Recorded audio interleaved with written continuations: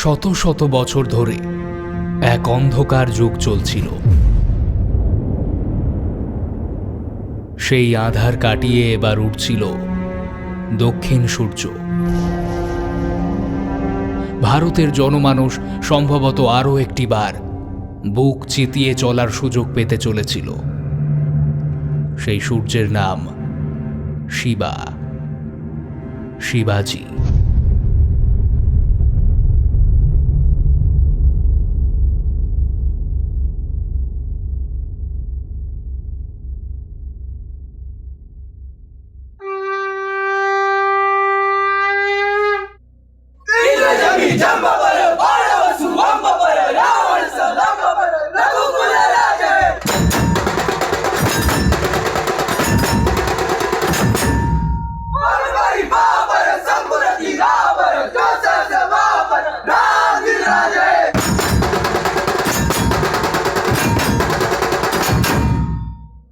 বিচারধারার ভেদাভেদে শক্তিমানের জয় চিরন্তন।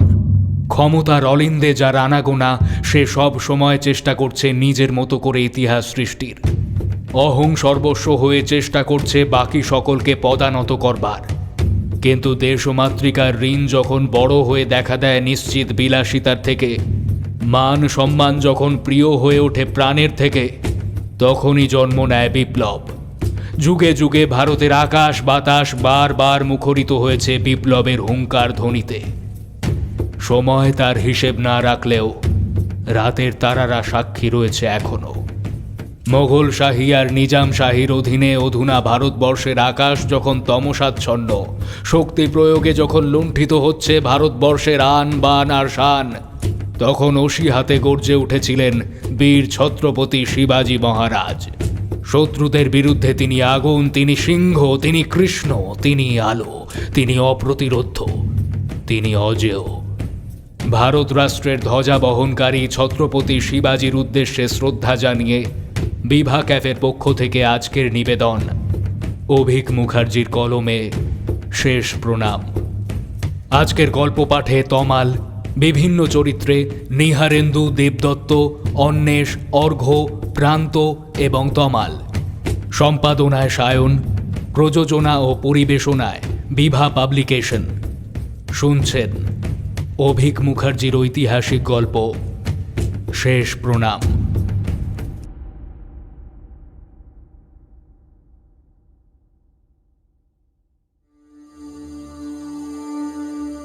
সমগ্র ভারত তখন তিনটি সালতানাতে বিভক্ত: মোগল শাহী, কুতুব শাহী এবং আদিল শাহী। মোগলদের অধীনে ছিল পুরো উত্তর ভারত এবং বাকি দুই শাহী দাক্ষিণাত্যকে নিজেদের গোলাম বানিয়ে রেখেছিল। ওই সময় শিবাজির পিতা বিজাপুরের আদিল শাহী সালতানাতের অধীনস্থ একজন সর্দার ছিলেন। বালক শিবার হাতেই একসময় রাস এলো। শিবাজিকে কেউ কখনোই বলেনি যে তুমি বিদ্রোহী হও, কিন্তু শিবার মায়ের শিক্ষাই তাঁর রক্তে বুনে দিয়েছিল অশ্বিতার বীজ। নিজের ছোট্ট জায়গিরকে এমনভাবে বৃদ্ধি এবং রক্ষা করতে শুরু করলেন শিবা, কেবল আদিল শাহী নয়, মোগল শাহীও ত্রস্ত হয়ে উঠল। বিজাপুরের সুলতান দেখলেন বড় বিপদ। তিনি শিবাজিকে নিকেশ করবার জন্য আফজাল খানকে পাঠিয়ে দিলেন। কিন্তু শিবা তো শিবাই, নিজের খণ্ডযুদ্ধের তাণ্ডবে মুছে দিলেন অর্ধেক বাহিনী সহ আফজাল খানকে। শিবাজির সেনাপতিদের দেখার মতোই দৃঢ়তা ছিল। তারা নিজেদের প্রদেশে খান্ডানি নামক উসুলও আরম্ভ করে দিলেন। বিজাপুরে একটা গুজব দাবানলের মতোই ছড়িয়ে পড়ল।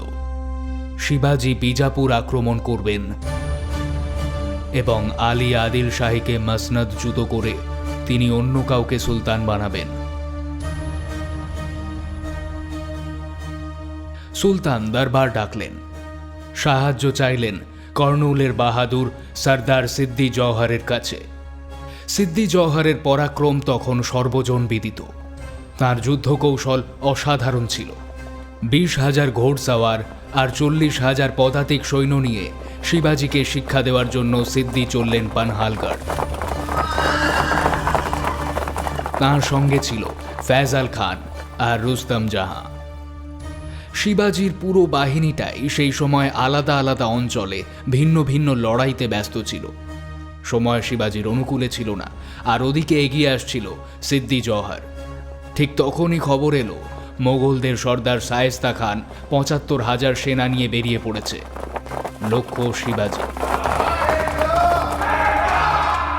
শিবাজি আদেশ দিলেন, কেল্লায় খাবার, ঘি, বারুদ সংগ্রহ করে রাখো, দরকার মতো জল এনে রাখো, এখনই। কয়েকদিনের মধ্যেই সিদ্দির ফৌজ পানহালগড়ে এসে পড়ল। তারা কেল্লা বন্দি করে ফেলল শিবাজিকে। সেখানকার সব বাসিন্দাই তখন কেল্লার ভেতরে। ওদিকে শায়েস্তা খান পুনে অধিকার করে ওখানেই জমিয়ে বসল। মধ্যে 2 মাস কাটল। রাজা শিবার ভরসা তখন তার গোলন্দাজের দল। সিদ্দির বাহিনী কেল্লার দিকে এগোলেই তোপ দাগা হয়, আর প্রতিবারই ধাক্কা খায় সিদ্দি।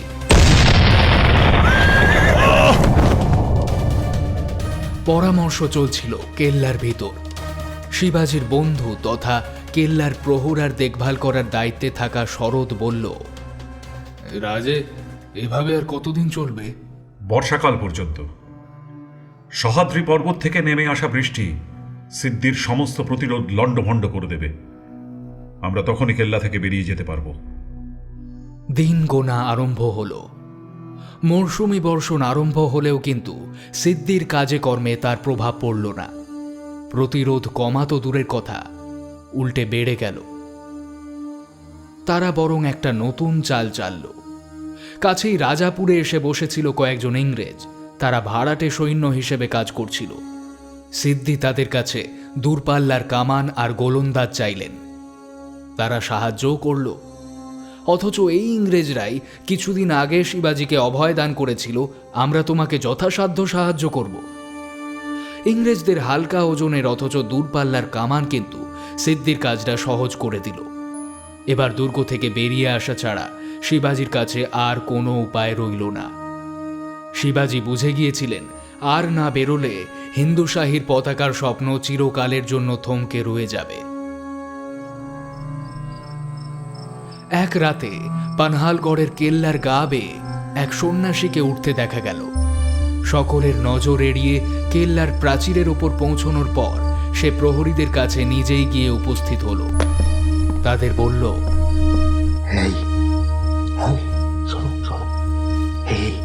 আমাকে শিবাজির কাছে নিয়ে চলো। তাকে শিবাজির সামনে পেশ করা হলো। সন্ন্যাসীকে দেখেই শিবাজি চমকে উঠলেন। তাকে বুকে জড়িয়ে ধরে বললেন, আরে মহাদেব, তুই এখানে? সন্ন্যাসীর বেশে আসা মহাদেব আসলে গুপ্তচর। সে শিবাজির বন্ধুও। বিগত 3 মাস ধরে সে সিদ্দির সেনাদলে ছদ্মবেশ ধারণ করে লুকিয়েছিল, আর এখন সময় সুযোগ বুঝে কেল্লায় ঢুকে এসেছে। বেশ উৎসাহী স্বরে মহাদেব বলল, রাজে, এমন বউও কিন্তু আগে কখনো দেখিনি। সিদ্ধির সব কটা সত্তার সারা দিন ধরে ঘুরে ঘুরে দেখে যে কোথাও কোনো দুর্বল বিন্দু আছে কিনা। সেটি নিজেও দিনে 2টো চক্কর তো দেয়। তাহলে কোনো উপায় নেই বলছিস? আছে আছে, উত্তর দিকে পাহাড়ের ঢালে 2টো চৌকি আছে। অন্যান্য চৌকিগুলোর তুলনায় ওদের 2টোর মধ্যেকার দূরত্ব একটু বেশি। কিস্তি ওখান দিয়েই মাত করা যেতে পারে। মহাদেব, তুই এখন আরাম কর, যা।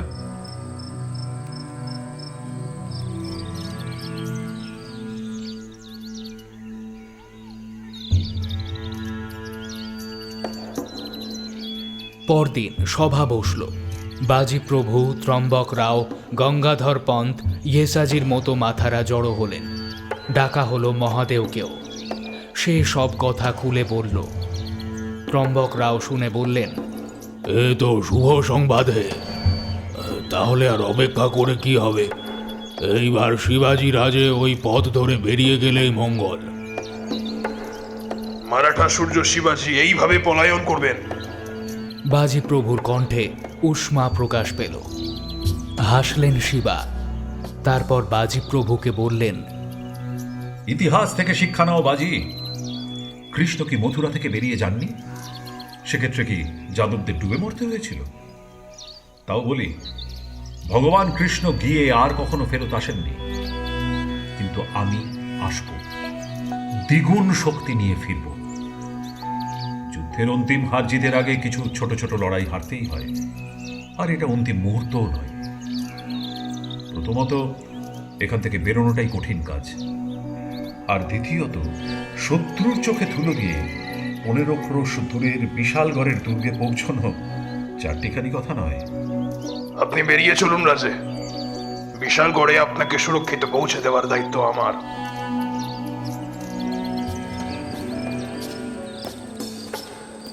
সেই রাত থেকেই মহড়া নেওয়া শুরু হলো। কেল্লার ছোট দ্বার দিয়ে মহাদেব 10 জন সঙ্গীকে নিয়ে বেরিয়ে গিয়ে কাঙ্ক্ষিত স্থান স্পর্শ করে সকুশলে কেল্লায় ফিরে এলো। পর পর 7 রাতে এমন মহড়া চলল।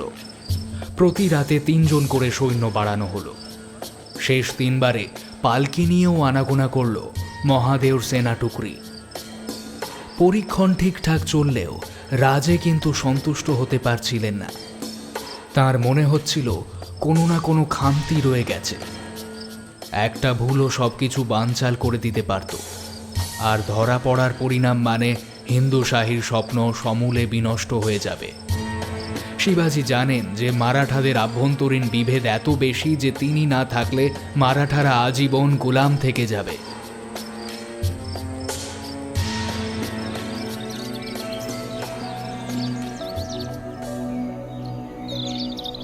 শিবাজির ক্ষৌরকর্মের দায়িত্বে থাকা নাপিতের নামও শিবা। শিবাজির নিকটবৃত্তে থাকার দরুন কদিন ধরেই সে সমস্ত পরিকল্পনাই দেখে চলেছিল। কিছু বলার ইচ্ছে থাকলেও তার সাহসে কুলোচ্ছিল না। একদিন শিবাজি দেখলেন তার নাপিত শিবা নিজের কক্ষে আয়নার সামনে দাঁড়িয়ে রাজসিক বস্ত্র আভূষণ পরে নিজের দাড়িতে হাত বোলাচ্ছেন। অবাক হলেন শিবাজি রাজে। ব্যাটা করছে কি? শিবাজি রাজে তার সামনে গিয়ে দাঁড়ালেন। নাপিত শিবার 2 কাঁধে হাত রেখে তার মুখ নিজের দিকে ঘোরালেন। কিন্তু এ কি? শিবাজি রাজের সামনে দাঁড়িয়ে আছে হুবহু শিবাজিরই প্রতিবিম্ব। সামান্য হেসে নাপিত শিবা শিবাজি রাজের জুতোর মতোই জুতো পরে নিল। কোমরে জুড়ল বিছুয়া অস্ত্র, তরোয়াল, উষ্ণিশ।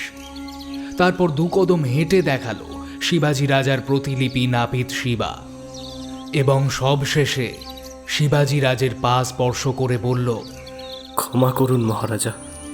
মুচকি হাসি রাজার মুখে এসেই গিয়েছিল, কিন্তু সেটাকে গোপন করে ছদ্ম রাগ দেখিয়ে তিনি বললেন, এসব কি শিবা? রাজে, আমি ছেলে খেলা করে আজকের এই বেশ ধরিনি। ভগবান গণেশের আশীর্বাদে আপনার আর আমার নামই শুধু এক নয়, আপনার মতোই চেহারাও পেয়েছি। তাই আপনার মতো পোশাক পরে দেখছিলাম যে আমাকে কতটা শিবাজি রাজে দেখায়। দেখুন, হুবহু এক লাগছে। মারাঠারা ভুল করে চিনে ফেললেও শত্রুদের পক্ষে আমাকে চেনা কিন্তু অসম্ভব। কিন্তু তাতে কি হয়? ছোট মুখে বড় কথা ভেবে অপরাধ নেবেন না রাজে। যদি আমাকে ওরা রাজা শিবাজি ভেবে গ্রেপ্তার করে, তাহলে কিন্তু ওদের কাছে আপনার আর কোনো গুরুত্ব থাকে না। আপনি খুব সহজেই বেরিয়ে যেতে পারবেন, তাই না? একজন সাধারণ নাপিতের মুখে এমন আত্মবলিদানের কথা শুনে শিবাজি রাজের চোখ জলে ভরে উঠল।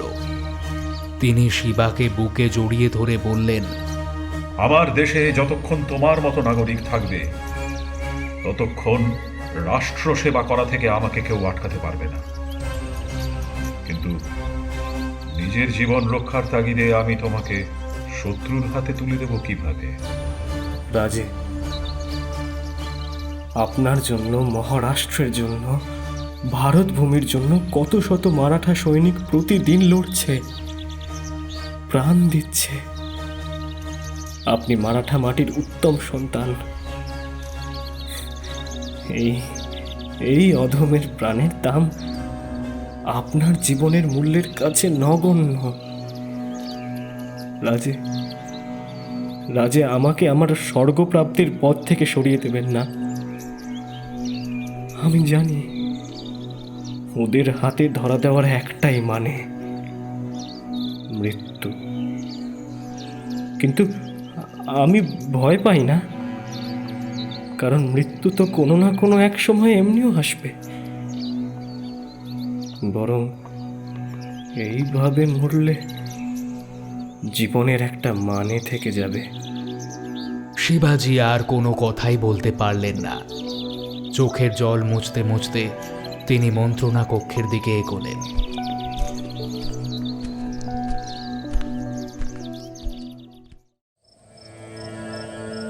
নিশুতি রাত, পূর্ণিমা, কিন্তু আকাশে এত মেঘ যে চাঁদ চোখে পড়ছিল না।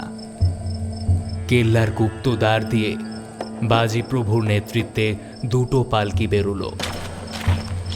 এবারে কিন্তু পালকির সঙ্গে আর 20-30 জন নয়, 600 মাওয়ালি সৈনিক আর 200 কাহার। এতজন পালকি বাহক থাকার একটাই কারণ, কোনো পালকির বাহকদের গতি স্লথ হয়ে এলেই অপর কয়েকজন তার জায়গা নেবে। বৃষ্টি পিছল পাথুরে পথ বেয়ে টানা দৌড়ে পালকি বহন করা সহজ কাজ নয়। নগ্ন পদ, যাতে ন্যূনতম শব্দও এড়ানো সম্ভব হয়। নাপিত শিবা একটি পালকিতে শিবাজি রাজের বেশে বসেছে, আর অপর পালকিতে সত্যই শিবাজি। দুটি পালকি বেরিয়ে দুটি ভিন্ন দিকে গতি নিল। বিপক্ষের চৌকির কাছাকাছি গিয়ে পড়ল একটা পালকি। পালকিটা বেশ ধীরে সুস্থে নীরবে পার হচ্ছিল। এমন সময় একজন কাহারের পা গেঁথে গেল কাদায়। সেই সময় সামান্য হলেও কিছু শব্দ তার মুখ দিয়ে বেরিয়েই গেল। নীরব প্রান্তরে সামান্য শব্দ বড় আকার নেয়, আর তাতেই বিপক্ষের প্রহরীরা সজাগ হয়ে উঠল। আওয়াজ এলো, আর সেই গর্জন শোনা মাত্রই এতক্ষণ ধীরে চলো বলতে থাকা বাজি প্রভু বললেন, তেজ চলো। সকলে তীরের বেগে ছুটতে আরম্ভ করে দিল।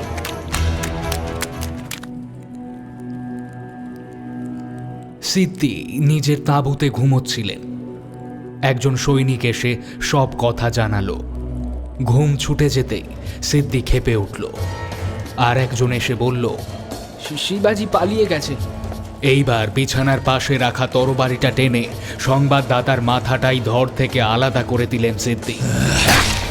চিৎকার করে বলতে লাগলেন, মাসের পর মাস শিবাজির জন্য ডেরা জমিয়ে বসে আছি, আর এখানে এসে নাকি খবর দিচ্ছে যে শিবাজি পালিয়েছে। সিদ্ধি নিজে সবটা খতিয়ে দেখতে যাওয়ার জন্য প্রস্তুত হয়ে নিলেন।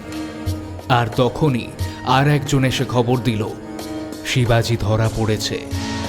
সিদ্ধির মুখে চোখে তখন আনন্দের লহর। সিদ্ধির প্রধান সর্দার মাসুদ খানের পিছু পিছু তাঁবুতে প্রবেশ করলেন শিবাজি। বাঘ যেভাবে হরিণের পালে ঢোকে, আগুন যেভাবে দাবানল হয়ে বনকে গ্রাস করে, সেইভাবেই দেখে মনেই হলো না যে তিনি শত্রুর মধ্যে দাঁড়িয়ে রয়েছেন। শান্ত অর্ধনিমিলিত চক্ষে তিনি সিদ্ধির দিকে তাকিয়ে ব্যঙ্গ করে একটা গভীর প্রশ্বাস নিলেন। সিদ্ধি ঠিক কি করবেন বুঝে উঠতে না পেরে বললেন, কি হলো রাজামশাই? শুনলাম নাকি তুমি ওই পালিয়ে যাচ্ছিলে। পালাবই তো ভেবেছিলাম। ইস, কিন্তু সেটা তো আর হলো না। হলে কি আর আমাকে এখানে দেখা যেত? যাক যাক যাক যাক, দেখা যখন গেছে তাহলে বসুন বসুন বসুন। আর একটা কথা বলছি, আমার যদি কোনো বেয়াদপি হয়ে থাকে তাহলে একটু মাফ করে দেবেন রাজাজি। শিবাজি দাপটের সঙ্গেই সিদ্দির সামনে গদির ওপর বসলেন। সিদ্দি আবার বলতে আরম্ভ করলেন। আচ্ছা আচ্ছা আচ্ছা, বলছি যে এই পালানোটা যখন আর হলো না, তবুও জিজ্ঞেস করি, বলছি যে ওই পালাতেন যদি, তাহলে কোথায় যেতেন? গীতায় বলা হয়েছে কর্ম করো, ফলের চিন্তা করো না। কেল্লা থেকে বেরিয়েছি, এখন আপনার সামনে এসে পড়েছি। সুযোগ পেলে গিয়ে পৌঁছতাম বিশালগড়ের দুর্গে, আর সেখানে গিয়ে পড়লে তুমি আমার কিচ্ছুটি করতে পারতে না। শিবাজি রাজের অমন শান্ত ভঙ্গিতে কথা বলা দেখে মাসুদ খান খানিকটা ক্ষেপে উঠল। বলল, এই মারাঠার বাচ্চার জন্য দিন রাত এখানে পড়ে থাকতে হচ্ছিল আমাদের, আর আপনি এর সঙ্গে এত তামিজ নিয়ে কথা বলছেন। সালতানাতের দুশ্মন এই শিবাজি, এর মাথাটা কেটে ফেলুন এখুনি। খামোশ! শিবাজি সালতানাতের দুশমন হতে পারেন, কিন্তু উনি কোনো সাধারণ ব্যক্তি নন। ওনার শুনানি স্বয়ং সুলতান করবেন। ততক্ষণ উনি আমাদের মেহমান। ওনাকে যদি কোনো ধরনের অপমান করা হয়, তাহলে কিন্তু তার কঠোর শাস্তি আছে। সিদ্দি আরও কিছু বলতেই যাচ্ছিলেন, আর তখনই একজন গুপ্তচর তাঁবুতে প্রবেশ করল। সিদ্দির অনুমতি নিয়েই সে তার কানে কানে কিছু একটা বলল। আর কথাটা শোনা মাত্রই সিদ্দি শিবাজির দিকে তাকিয়ে বাজঘাই গলায় প্রশ্ন করল, কে তুমি? কে আবার? শিবাজি রাজে। আমার দার গুস্তাখ! শিবাজি এখন বিশালগড়ের কেল্লার পথে চলেছে, খবর পেয়ে গেছি। তুই কে?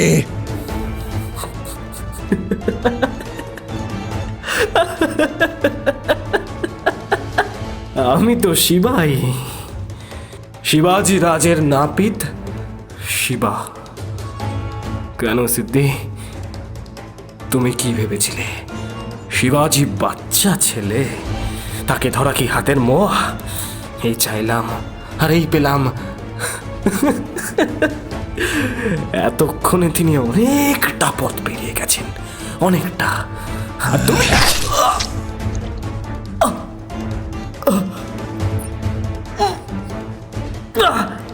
শিবার এই হাসি সহ্য করতে না পেরে সিদ্দি তার পেটে তলোয়ার ঢুকিয়ে দিল। শেষবারের মতো মাতৃভূমির নামে জয়ধ্বনি দিয়ে মারাঠা বীর মাটিতে লুটিয়ে পড়ল।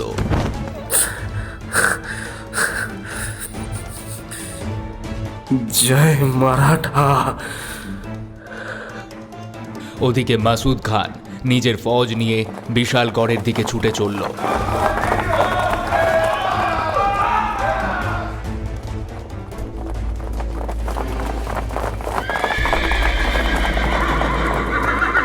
আর তারও আগে ছুটে চলেছিল সত্যিকারের শিবাজি রাজের পালকি। পালকিটাকে ঘিরেছিল 600 সৈন্য, যাদের নেতা ছিলেন বাজি প্রভু নিজে। রাত ভোর হয়ে গেল, ভোর থেকে বেলা দুপুর হলো, তবুও থামল না পথ চলা। বিশালগড় যে অনেক পথ। পিছনে সাক্ষাৎ জমের মতো মাসুদ খান উড়ে আসছিল। বিশালগড় থেকে 3 ক্রোশ দূরের গজাপুর উপত্যকায় শিবাজির বাহিনীর পিছনে কিছুটা দূরে মাসুদের 1,500 ফৌজকে দেখা গেল। আর তখনই সামনের দিক থেকে খারাপ খবর বয়ে আনল গুপ্তচর। মারাঠা সর্দার সুরবে এবং রাজা যশবন্ত সিং বিশালগড়কে ঘিরে ডেরা ফেলেছে। তারা মোগলদের হয়ে শিবাজিকে শায়েস্তা করবে বলে এসেছিল। বাজি প্রভু আদেশ দিলেন, পালকি থামাও। শিবাজি শিবিকার মধ্যে থেকে মাথা বের করলেন। বাজি প্রভু তাঁকে বললেন, রাজে, আমার মনে হচ্ছে আমরা ফেসে গেছি। কিছু উপায় বলুন রাজে, হুকুম করুন। কিন্তু শিবাজি বা তখন কি করবেন? কিন্তু করছেন তিনি। আর তখনই বাজি প্রভু বলে উঠলেন, রাজে, রাজে, হাতে সময় খুব কম। জলে কুমির, ডাঙায় বাঘ। আমি বলি, আপনি অর্ধেক সৈন্য নিয়ে সুরবের বুহ ভাঙার জন্য এগোন। বাকিদের নিয়ে আমি মাসুদকে আটকাচ্ছি। তুমি কি পাগল হয়ে গেছো? 300 সৈন্য নিয়ে 1500 ফৌজকে আটকাবে? আমি তো লড়ে জিততে চাইছি না রাজে, শুধু কিছুক্ষণের জন্য ওদের ব্যস্ত রাখতে চাইছি, আপনার মঙ্গলের জন্য। আপনি শুধু একটিবার বিশালগড়ের মাটিতে পা রাখুন, ব্যাস। শিবাজি বুঝে গেলেন যে বাজি কি বলতে চাইছেন। রাজের জীবন রক্ষা করার জন্য বাজি নিজের প্রাণের বাজি লাগাতে চলেছিলেন, অন্য উপায়ও কিছু ছিল না। উদাস মনে শিবাজি বাজি প্রভুকে আলিঙ্গন করে বললেন, আসি। আসুন, কেল্লায় গিয়ে তোপ দাগবেন। আমি বুঝে যাব যে শিবাজি রাজে কুশলে কেল্লায় পা রেখেছেন। বাহিনীর অর্ধেক নিয়ে শিবাজি এগোলেন, আর তারপরই বাজি প্রভু সিংহের মতো হুঙ্কার করে বলে উঠলেন, আমার বীর মারাঠা ভাইয়েরা, যতক্ষণ না তোপের আওয়াজ শুনতে পাবে ততক্ষণ যেন আমাদের পার করে কোনো শত্রু ওদিকে না যেতে পারে।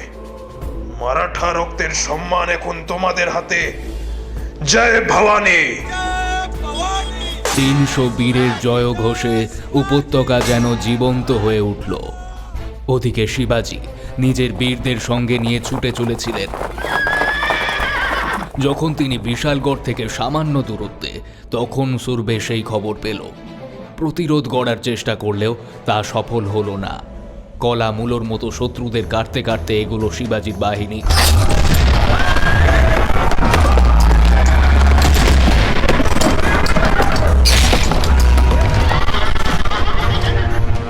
এবং একটা সময় শিবাজির মাওয়ালিরা বিশালগড়ের মাটিতে পা রাখল। নাগাড়া বেজে উঠল। শিবাজি বললেন, তোপ দাগো! কামান গর্জে উঠল। সমস্ত ঘায়েল সৈন্যকে শুশ্রূষার আদেশ দিয়ে তিনি নিজে কেল্লার সব থেকে উঁচু বুর্জে উঠে গেলেন। গজাপুরের উপত্যকার দিকে দেখতে লাগলেন তিনি। শান্ত উপত্যকা চোখে পড়ল। রাজার মন খারাপ হয়ে গেল। বৈঠকখানায় গিয়ে চুপ করে বসে পড়লেন। ঘণ্টাখানেক পর ছুটতে ছুটতে এলো বিশালগড়ের কেল্লার কেল্লাদার। তার পেছনেই একজন আহত রক্তাক্ত সৈন্যকে বয়ে আনলো সকলে। তাকে শুইয়ে দেওয়া হলো নির্দিষ্ট জায়গায়। রাজাকে দেখেই সেই ঘায়েল সৈনিক মাথা তুলে বসার চেষ্টা করল, কিন্তু পারল না। সে ব্যথায় কুকিয়ে উঠল। ব্যাকুল শিবাজি রাজে বললেন, শুয়ে শুয়েই বলো, কি ঘটেছে? রাজে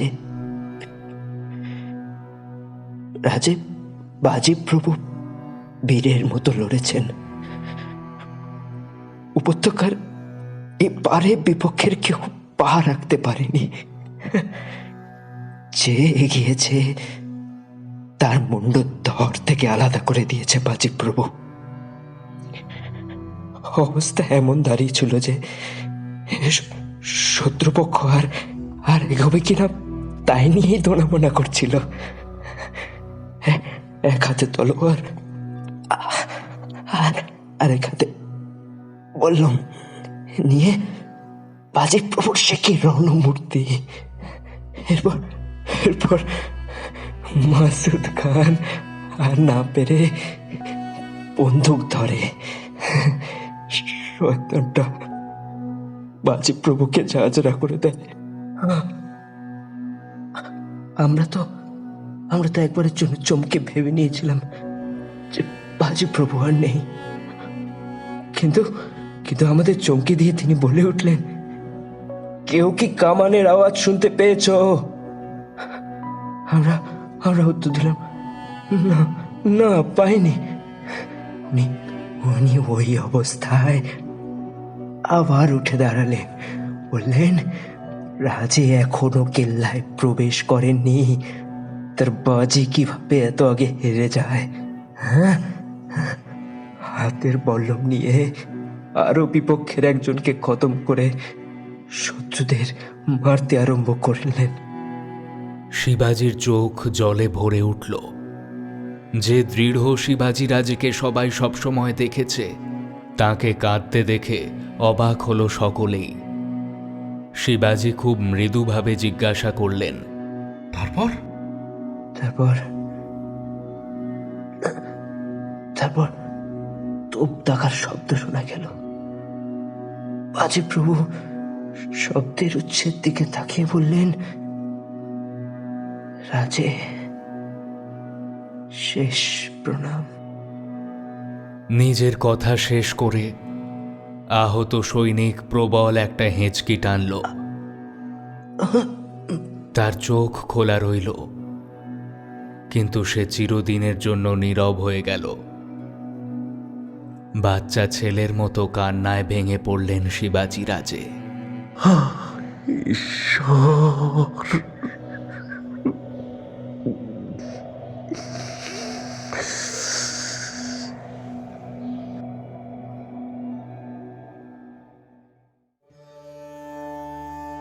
এতক্ষণ ধরে আপনারা শুনলেন অভিক মুখার্জির ঐতিহাসিক গল্প শেষ প্রণাম। গল্পটি নেওয়া হয়েছে অভিক মুখার্জির সদ্য প্রকাশিত ঐতিহাসিক গল্পের সংকলন মৌন মগধে থেকে। বইটি আপনারা সংগ্রহ করতে পারেন বিভা পাবলিকেশনের অফিসিয়াল ওয়েবসাইট থেকে। এছাড়াও পাবেন কলেজ স্ট্রিটের বেশ কিছু বুক স্টোরে। বিশদে জানতে চোখ রাখুন এই গল্পের ডেসক্রিপশন বক্সে। আমাদের আজকের গল্প আপনাদের ভালো লাগলে সাবস্ক্রাইব করুন আমাদের চ্যানেল বিভা ক্যাফে, এবং সবার আগে আমাদের লেটেস্ট ভিডিওর নোটিফিকেশন পেতে প্রেস করুন রিং বেল আইকনে। অবশ্যই আপনাদের ভালো লাগা খারাপ লাগা আমাদের জানান এই গল্পের কমেন্ট সেকশনে। আমাদের পরবর্তী নিবেদন নিয়ে আমরা আবার হাজির হব শুধুমাত্র আমাদের অফিসিয়াল চ্যানেল বিভা ক্যাফেতে। ভালো থাকবেন, সাহিত্যে থাকবেন। শুভরাত্রি।